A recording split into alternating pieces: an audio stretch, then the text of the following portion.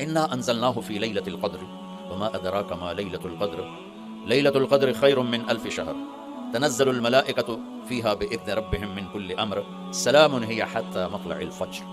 ہم نے قرآن کو لیلۃ القدر میں اتارا. تمہیں کیا خبر کہ لیلۃ القدر کیا ہے؟ لیلۃ القدر 1000 مہینوں سے بہتر. اس میں فرشتے اترتے ہیں اور یہ صبح تک رہتی ہے. لفظ قدر عربی میں اس کا ایک مطلب ہے قیمت. سبحان اللہ. تو اللہ نے کہا میں تمہیں بتاؤں، آپ سب تاجر بیٹھے ہو، لیلۃ القدر کی قیمت کیا ہے؟ 1000 مہینوں سے بہتر ہے. 1000 مہینوں سے بہتر ہے.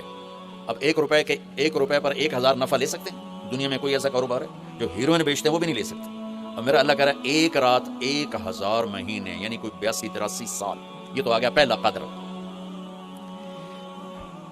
دوسرا اس کا مطلب ہے تنگ پڑ جانا. تنگ پڑ فقدر علیہ رزقہ. تو تنزل الملائکۃ فیہا، تنزل الملائکۃ والروح فیہا، کہ اس رات اتنے فرشتے اترتے ہیں کہ زمین تنگ پڑ جاتی ہے. سبحان اللہ. اتنے فرشتے آتے ہیں زمین تنگ پڑ جاتی ہے. تیسرا مطلب ہے قدر، مقدار کو. تو اللہ تعالیٰ نے اس کا آخری مطلب بھی بتایا، سلام ہی حتی مطلع الفجر، کہ یہ فجر کی نماز تک، فجر کی اذان تک یہ رہتی ہے. 3 مطلب ہیں قدر کے، تینوں اللہ نے قرآن میں کور کیے. قیمت کیا ہے؟ 1000 مہینوں سے بہتر. تنگی کیا ہے؟ فرشتوں سے زمین بھر جاتی ہے. مقدار کیا ہے؟ صبح صادق. لیلۃ القدر 27 کی نہیں ہوتی، 21، 23، 25، 27، 29. اب یہ 5 راتیں جاگنے چھوٹ. آپ لوگ تو ویسے رات کے بادشاہ ہو، جاگ لو. تو لیلۃ القدر مسجد میں نہ گزارو، گھر میں گزارو. یہ مسجدوں میں اشتہار لگ جاتے ہیں، فلاں کے ساتھ شب قدر گزاریں، فلاں حضرت کے ساتھ شب قدر گزاریں.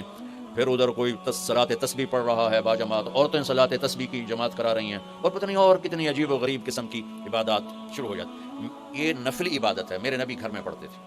آپ نے اشراق کے سوا ہر نفل گھر پڑھا، ہر سنت گھر میں پڑھی. تو آپ لیلۃ القدر کو یہ مستورات بھی آپ بھی اکٹھے ہو کے نہیں منانا. الگ الگ مصلے بچھا کر اپنے اللہ سے رونا دھونا کرو، اپنے اللہ کو منانا کرو. میں بھی کروں، آپ بھی کریں. نوافل کی جیسے ابھی شب برات گزری تو اشتہار تھے. میں جا رہا تھا ادھر علام آباد میں، ایک جنازہ ہو گیا تھا، تو اشتہار فلاں حضرت کے ساتھ شب برات گزاریں، فلاں مسجد میں شب برات گزاریں، فلاں جگہ شب برات گزاریں. بھائی وہ گھر میں منانے کی ہے، مسجد میں نہیں. میرے نبی نے نفلوں کو تنہائی میں ادا کیا، فرض کو مجمع میں ادا کیا. لیلۃ القدر میں جاگنا نفل ہے.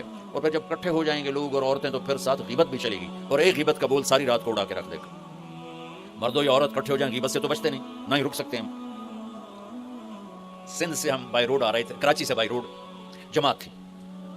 تو وہ راستے میں بڑی غیبت کرے، نوجوان تھے سارے نئے نئے. میں چپ کر کے سنتا رہا. جب کوئی 2 دن گزر گئے نا تو ہمارے پاس بڑی وین تھی. میں نے کہا بچوں ایک نصیحت کرتا ہوں کہ غیبت نہ کیا کرو، مذاق کرو، ہنسا کرو، کھیڑا کرو، غیبت نہ کرو. تھوڑی سی میں نے اس پہ بات کی تو بڑے متاثر ہو. کہا جی ٹھیک ہے انشاءاللہ آئندہ بالکل نہیں کریں. کوئی آدھا گھنٹہ گاڑی میں سناٹا رہا. آدھے گھنٹے کے بعد ایک بولے مولانا یہ غیبت نہ کریے تو پھر گلاں کی کریے. یہ میرا کلچر ہے. لہٰذا عورتیں عبادت کے لیے بھی اکٹھی ہوں گی تو غیبت شروع ہو، مرد مسجد میں اکٹھے ہوں گے وقت ضائع ہوگا، غیبت شروع ہو.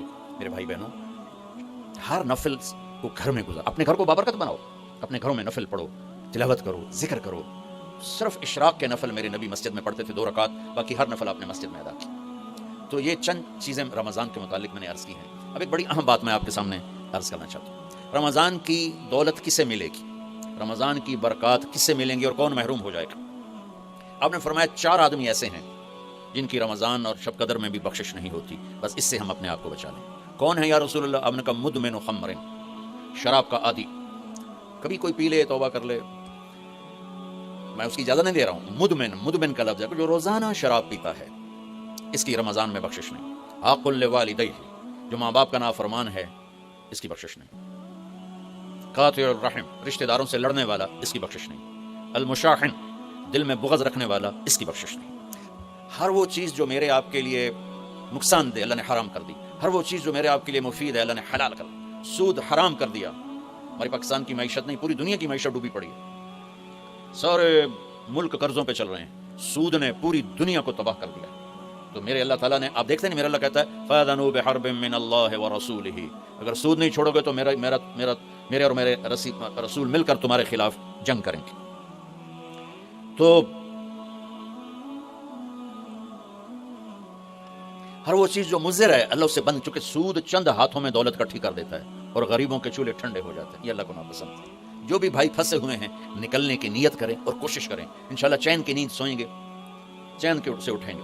ایک عبد الرحمن بن عوف کے 4 اصول بتا دیتے ہوں، سب تاجر بیٹھے ہو، اور صحابہ میں سب سے مالدار ہستی تھے۔ انہوں نے ایک دن فرمایا میں نے زندگی بھر نہ ادھار خریدا نہ ادھار بیچا، اگرچہ یہ آپ کو آج کے ماحول میں بڑی عجیب بات لگے گی چونکہ ہمارے سارے بازار ادھار پہ چلے گئے۔ انہوں نے نہ کبھی ادھار خریدا نہ ادھار بیچا، تو کتنا سکون ہو گیا، آرام سے سو رہے ہیں۔ اب ہماری تجارت میں ادھار خرید رہے ہیں ادھار بیچ رہے ہیں، کبھی وہ تنگ کرتا ہے کبھی یہ تنگ کرتا ہے، تو ایک اس موبائل نے تباہی پھیر دی، باقی کسر اس نے پوری کر دی، ٹوائلٹ بھی فون سنتے بیٹھے۔ کبھی سٹاک نہیں کیا مال کو، کبھی سٹاک نہیں کیا، جو ہی نفع ملا فوراً بیچ دیا۔ واہ واہ۔ تو ادھار خریدا نہیں، ادھار بیچا نہیں، 2 کبھی سٹاک نہیں کیا، 3 اور کبھی سودے کا عیب چھپایا نہیں، اس میں کوئی عیب ہے بتا دیا۔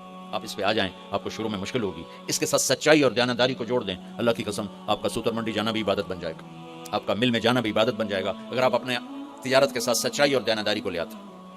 پھر اللہ تعالیٰ نے اس میں غریب آدمی کے روزے اچھے گزر جائیں، عید اچھی گزر جائے، اس کے لیے اللہ تعالیٰ نے صدقہ فطر رکھا ہے، ہم اسے عید کے ساتھ جوڑ دیتے۔ پہلی رمضان سے دینا چاہیے تاکہ غریب اپنا کوئی روزہ تو رکھ سکے، پہلی رمضان سے 29 رمضان تک جب مرضی دے دیں، اور اگر وہ فطرانہ ادا نہیں کرتا تو اس کے روزے اس کے سر کے اوپر سے بھی نہیں جاتے، وہیں کھڑے رہتے ہیں۔ اور عام طور پر یہاں اخبار میں ٹی وی پر گندم کے لحاظ سے آتا ہے 2 سیر کنک دے دو، وہ تھوڑے سے پیسے ہیں، 100-200 روپے ہے۔ میں آپ کو آپ سب مالدار لوگ بیٹھے ہیں، میں آپ کو اپنے نبی کا صدقہ فطر بتاتا ہوں کہ آپ کیا دیتے تھے۔ آپ کشمش دیتے تھے، کھجور دیتے تھے، جو بھی دیے ہیں، تو کشمش 3 کلو، بازار میں 3.5 کلو، بازار میں جا کے پوچھیں جو سب سے اچھی کشمش ہو یا پھر درمیانی، گھٹیا نہیں درمیانی اور سب سے اچھی، پتہ کرے وہ کتنی ہے، 1000 روپے کلو ہے، 1500 روپے کلو ہے، آپ کے گھر کے 4 افراد ہیں تو ایک گھر سے 6000 روپیہ غریب ہو جائے گا۔ آج تو 6000 میں ایک ہفتہ نہیں گزرتا۔ تو اب سب سے عرض کرتا ہوں ویسے بھی خیرات کریں، افطاریاں کروائیں،